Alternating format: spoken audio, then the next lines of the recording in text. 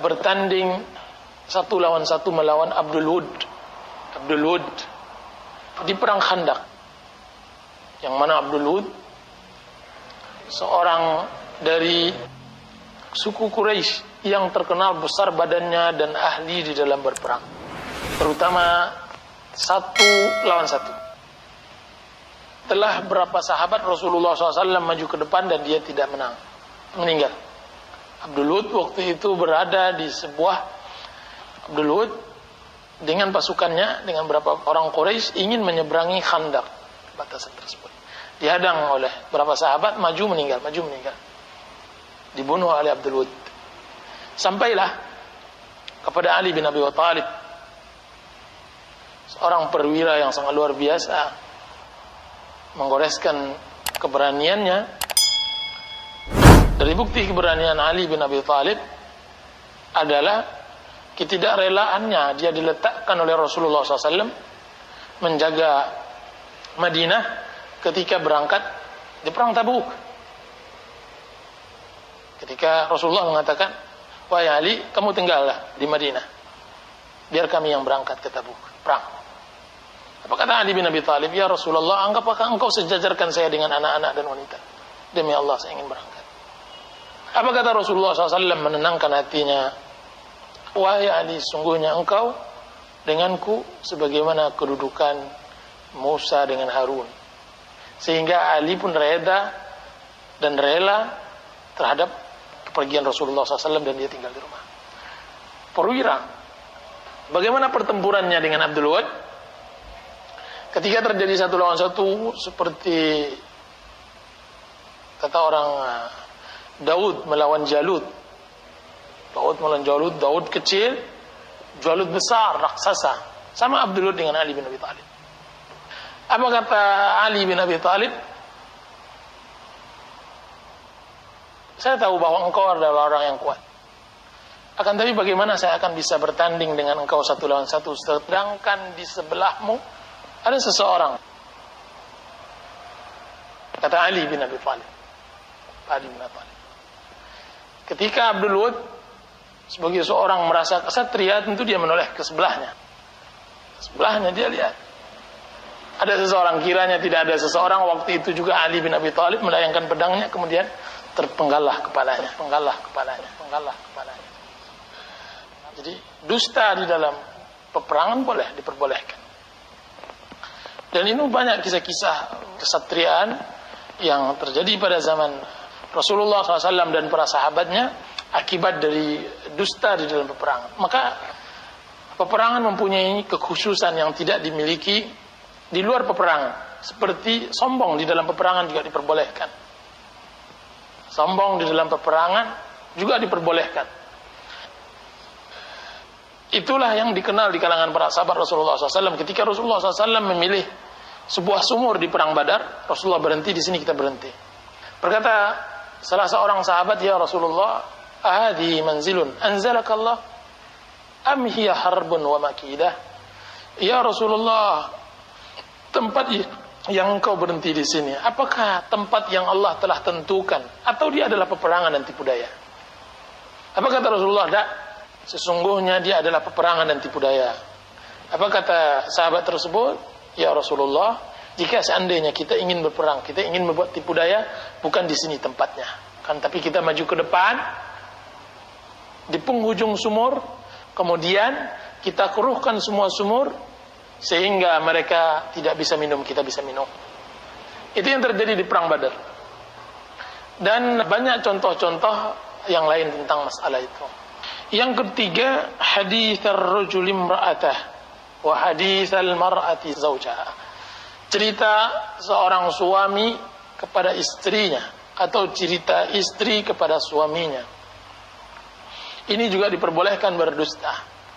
Berdusta yang mendatangkan maslahat. Semuanya mendatangkan maslahat. 3 hal ini mendatangkan maslahat. Maslahat untuk islah, yaitu perdamaian. Maslahat di dalam peperangan, yaitu kemenangan untuk kaum muslimin untuk menegakkan kebenaran.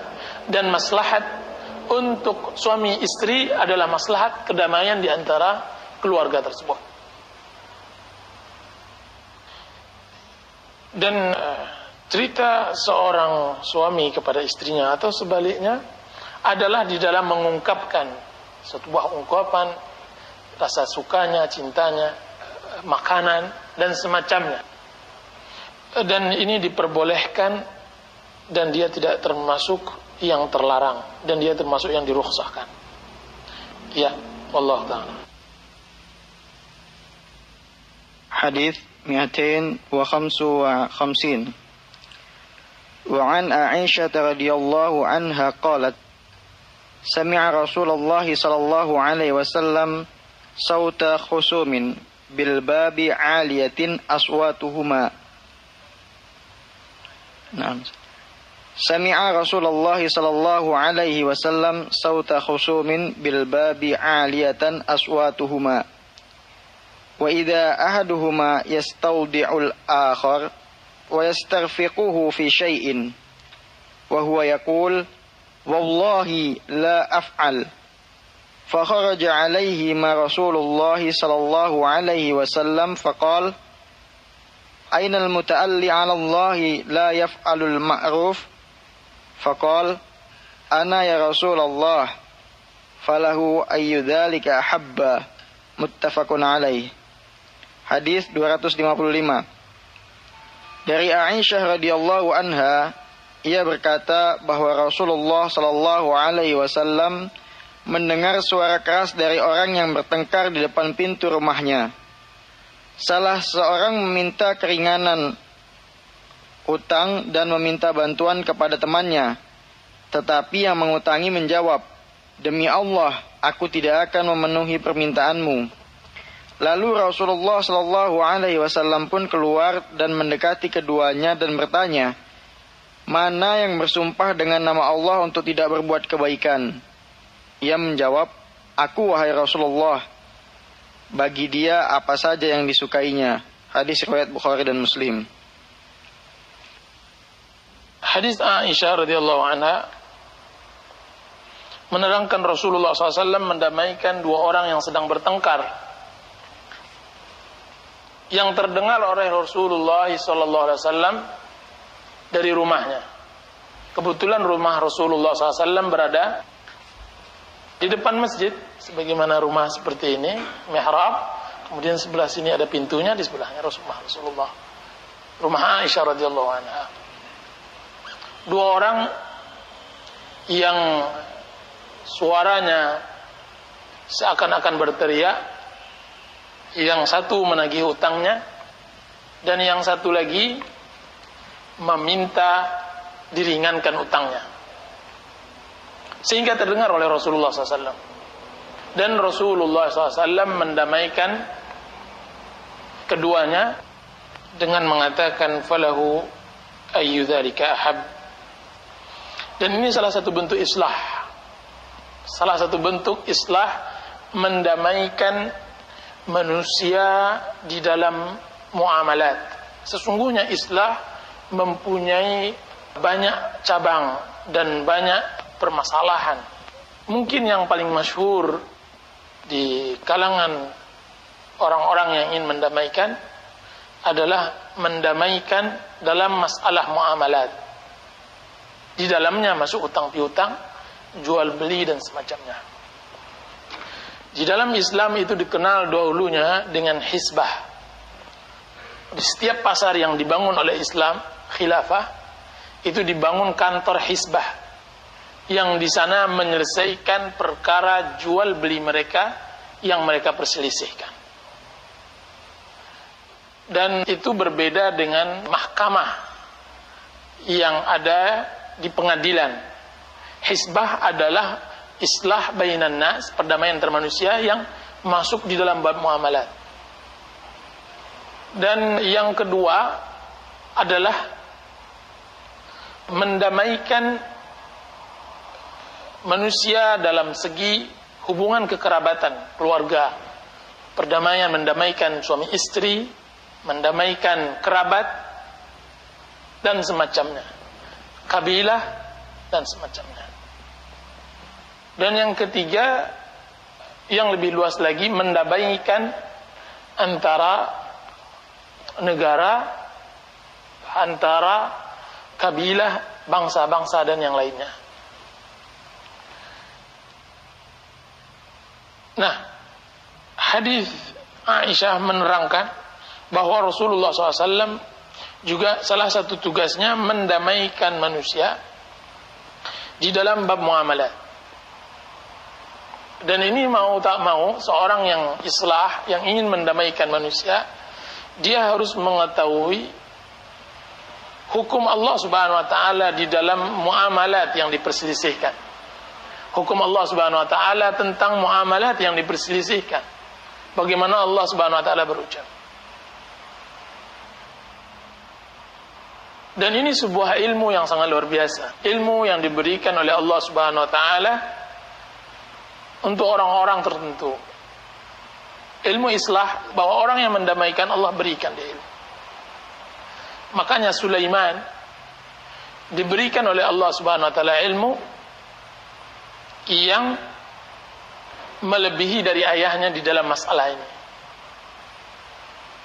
Sebagaimana dalam surah An-Naml diterangkan atau Shad, bahwasanya dua orang wanita bertengkar tentang permasalahan seorang anak yang mereka mendakwakan bahwa mereka yang mempunyai anak tersebut. Anak tersebut. Dia dakwah. Kemudian Nabi Daud menyerahkannya kepada anaknya, karena Daud adalah seorang khalifah raja yang juga tugasnya adalah islah bainan nas. Makanya Sulaiman menggunakan hikmah yang diberikan oleh Allah Subhanahu wa taala, pemahaman. Fafahamna Sulaiman. Kami berikan pemahaman kepada Sulaiman. Apa pemahaman yang diberikan oleh Allah Subhanahu wa taala kepada Sulaiman? Yaitu Allah Subhanahu wa taala katakan kepada Sulaiman, atau Sulaiman berkata kepada kedua orang wanita tersebut, kalau seandainya kalian tidak ada yang mengalah, maka saya akan sembelih anak ini. Apa?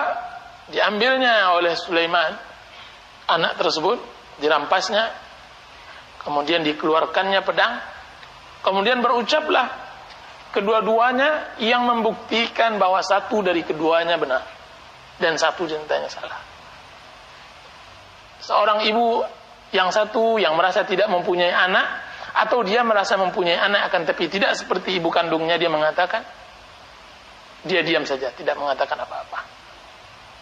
Kan tapi seorang ibu tadi, yang satu lagi yang merasa bahwa dia yang melahirkan dan semacamnya, apa katanya? Wahai Nabi Allah Sulaiman, sungguhnya saya rela bahwa anak tersebut adalah anak ibu si fulan. Maka diberikanlah oleh Sulaiman kepada ibu yang memberikan